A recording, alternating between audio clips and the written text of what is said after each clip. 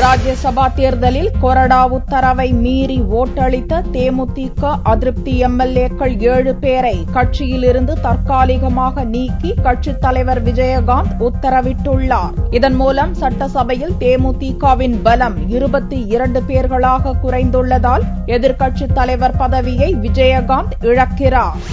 தேமுதிகவைச் சேர்ந்த அதிருப்தி எம்எல்ஏக்களான அருண் பாண்டியன், மைக்கேல் ராயப்பன், பாண்டியராஜன், சுந்தர்ராஜன், தமிழழகன், சாந்தி, சுரேஷ்குமார் ஆகிய 7 பேர் முதல்வர் ஜெயலலிதாவை தொகுதி பிரச்சினை தொடர்பாக சந்தித்து பேசியதைத் தொடர்ந்து கட்சி நடவடிக்கைகளிலிருந்து விலகியிருந்தனர். விஜயகாந்த் மீதும் கட்சி மீதும் தொடர்ந்து விமர்சனங்களை முன்வைத்த போதும் அவர்கள் மீது கட்சி ரீதியாக நடவடிக்கை எடுக்கப்படவில்லை.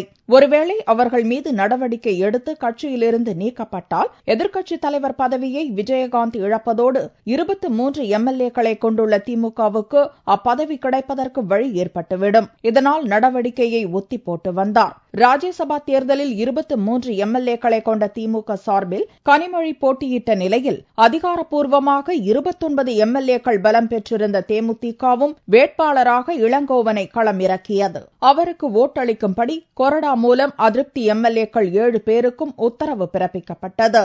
ஆனால் இந்த தேர்தலில் கொறடா உத்தரவை மீறி வேறு யாருக்கு ஓட்டளித்தாலும் கட்சித் தாவல் தடை சட்டத்தின் கீழ் நடவடிக்கை எடுக்க முடியாது.